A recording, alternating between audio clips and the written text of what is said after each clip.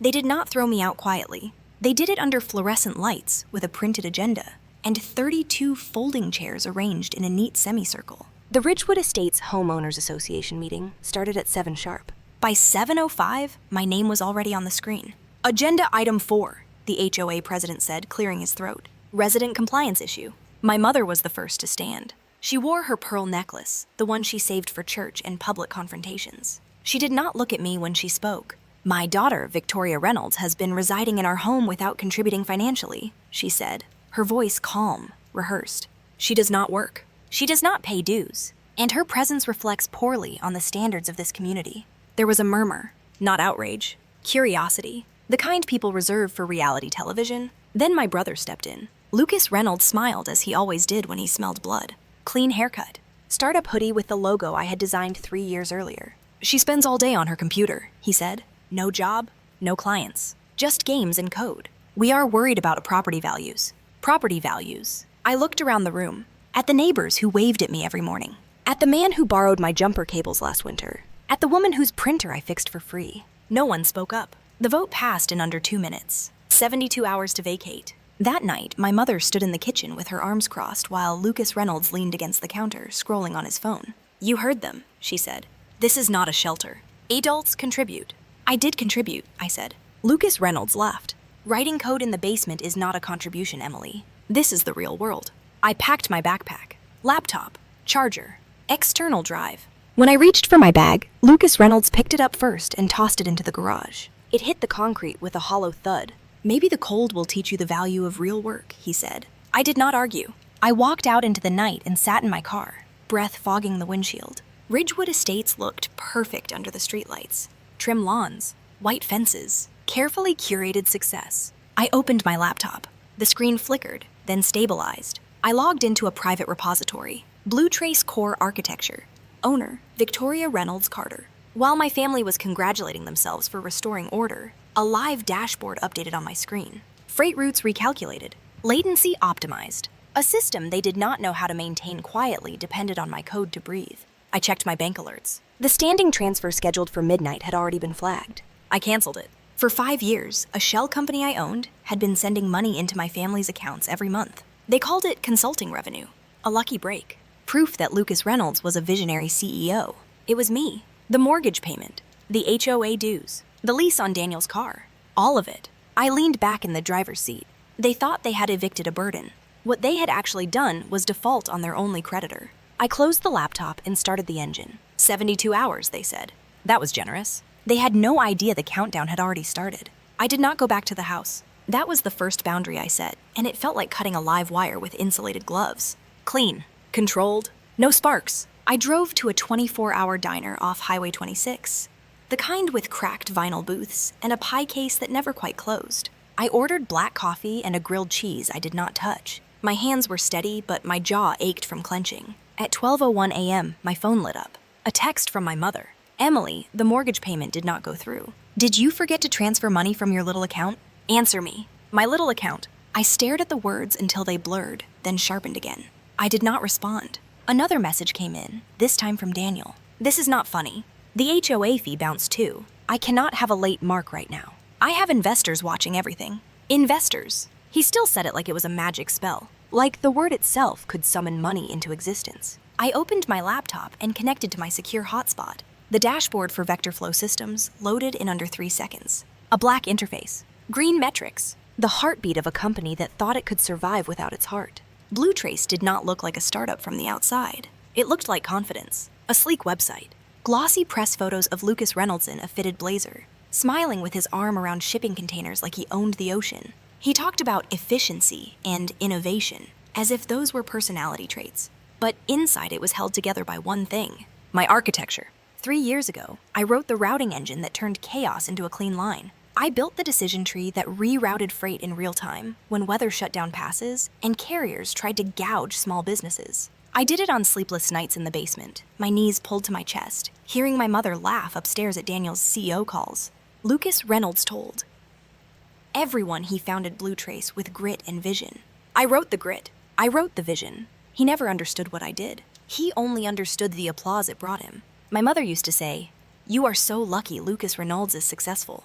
He will take care of us. I used to nod because it was easier than explaining. The truth was uglier. I was the one taking care of them, and Lucas Reynolds was the story they preferred. The next morning, I checked into the Kimball Inn under a holding company name. I paid for a week up front. I asked for a room facing the parking lot, not the trees. I wanted to see cars coming. I wanted warning. By noon, the calls started. My mother left a voicemail, her voice breathless and furious. "Emily, your father is at the bank. They are saying there is not enough in the account. This is sabotage. You are sabotaging your own family. You need to come home and fix what you broke." Then my father's voice, deeper, louder, like he could still make walls shake through a phone speaker. "You think you can play games with me? You have 72 hours to get your act together. You put the money back, or you are dead to me. And I swear I will get the police involved." Dead to him. I sat on the edge of the hotel bed with my laptop open and my shoes still on. For a long time, those words would have crushed me. Not because they were true. Because I had been trained to treat his anger like weather. Unpredictable. Dangerous. Something you had to respect to survive. But I was not in his house anymore.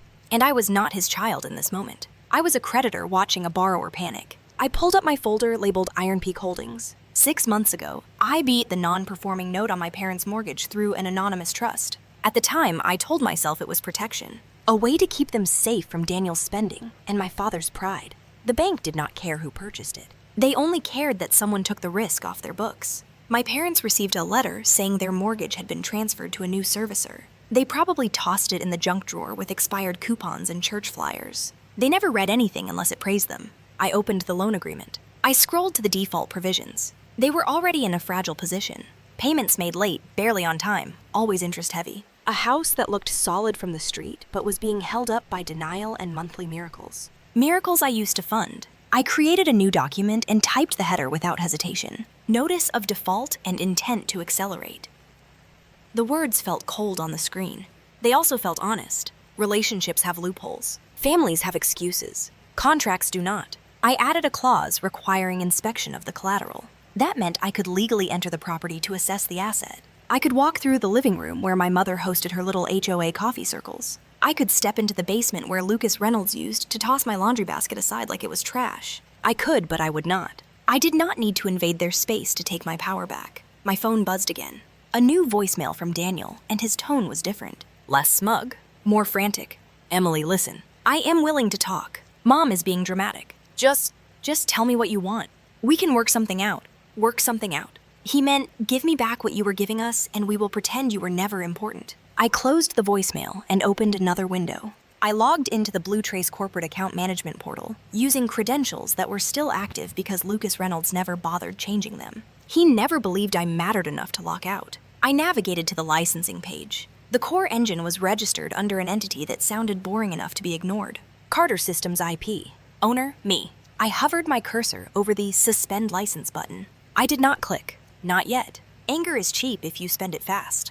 It burns hot, then leaves you empty and embarrassed. I was not going to burn. I was going to invest. I opened a new email and typed a name I had not spoken to in years. Julian Price. Mason was my former co-founder on paper, my former best friend in real life, and Blue Trace's current general counsel. Lucas Reynolds had hired him because Mason looked clean in a boardroom and knew how to talk to investors without sweating. Mason owed me, and he knew it. Subject line, we need to talk. Privately.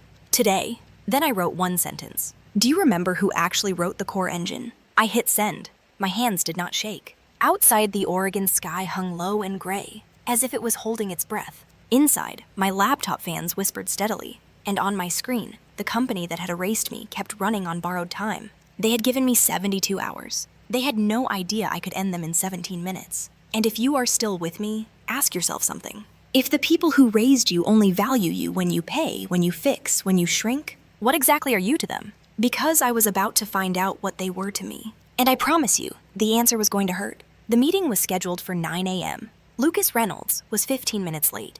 That was normal. He liked to arrive after everyone else, smiling, apologizing, establishing dominance through inconvenience. He believed time bent around him because he had never been the one paying for it. I arrived early. Not as Victoria Reynolds Carter, the unemployed daughter from Ridgewood Estates, but as a silent line item on the agenda. Item 7, Licensing Review. The boardroom at Blue Trace smelled like burned coffee and ambition. Floor-to-ceiling windows. A polished table long enough to intimidate anyone without a title. Daniel's investors were already seated, murmuring to each other, scrolling through phones, pretending not to notice the tension in the air. Julian Price sat at the far end, legal pad closed, eyes on the door. When Lucas Reynolds finally walked in, he was grinning. "Sorry, traffic," he said, dropping into the chair at the head of the table.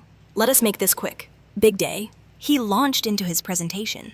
Revenue projections, expansion plans, words like scale and synergy tossed around like confetti. The investors nodded. They always nodded when Lucas Reynolds spoke. Confidence is persuasive when no one asks for proof. Then Mason cleared his throat. "Before we proceed," he said evenly, "there is a licensing matter that requires immediate attention." Lucas Reynolds waved him off. "We can handle housekeeping later." Mason did not smile. "No," he said. "We cannot." I stepped forward then, placing a slim folder on the table. The room went quiet. Lucas Reynolds blinked when he saw me, his smile flickering like a bad connection. "What is she doing here?" he snapped. "This is a closed meeting." Mason looked at him with something close to pity. "She owns the license," he said. I did not raise my voice. I did not need to. "For 3 years," I said, "this company has operated under a conditional license to use my proprietary routing engine. That license expired at midnight." Lucas Reynolds laughed, sharp and loud. "This is a joke. You wrote some early code. We iterated. We improved it. You layered marketing on top of it," I said. "You did not improve anything." I slid the document across the table. "Termination notice," I continued. "Effective immediately." One of the investors leaned forward. "What happens if the license is terminated?" Mason answered before I could. "The system shuts down." Lucas Reynolds stood up so fast his chair screeched across the floor. "You cannot do this," he said. "You will destroy the company." I met his eyes. "No," I said.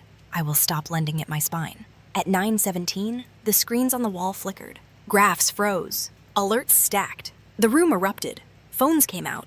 Voices rose. Someone swore. 17 minutes. That was all it took. While the boardroom imploded, my phone buzzed in my pocket.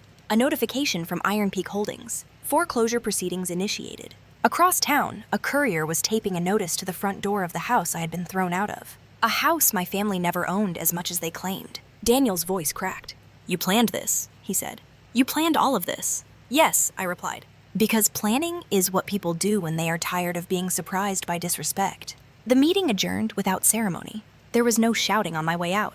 No dramatic chase, just silence. 3 weeks later, Lucas Reynolds filed for personal bankruptcy. The startup dissolved quietly, its press releases disappearing from the internet one by one. Ridgewood Estates removed my family's name from the directory. They moved into a smaller place on the edge of town. I never visited. I bought a house an hour north, where the roads were quiet and the air smelled like pine instead of approval. I built a workspace that faced the mountains. I let my systems run without interruption. Sometimes my phone lights up with blocked numbers. I do not answer. People ask why I did not try to fix them, why I did not sit them down and explain. The truth is simple.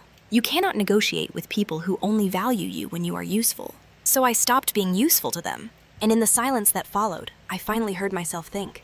If you are still here listening, let me leave you with this. The loudest people in your life are often the ones standing on what you built. They call it family. They call it loyalty. But what they really mean is access. And the moment you step away, they fall. Not because you pushed them, but because you finally stopped holding them up. If this story felt familiar, if it hit closer to home than you expected, you are not alone. A lot of us grow up thinking we owe people forever, just because they share our last name. So tell me this, have you ever been the quiet one holding everything together while being treated like nothing? And if you were in my place, would you have walked away the way I did, or would you have handled it differently? I read every comment, and sometimes the next story starts right there.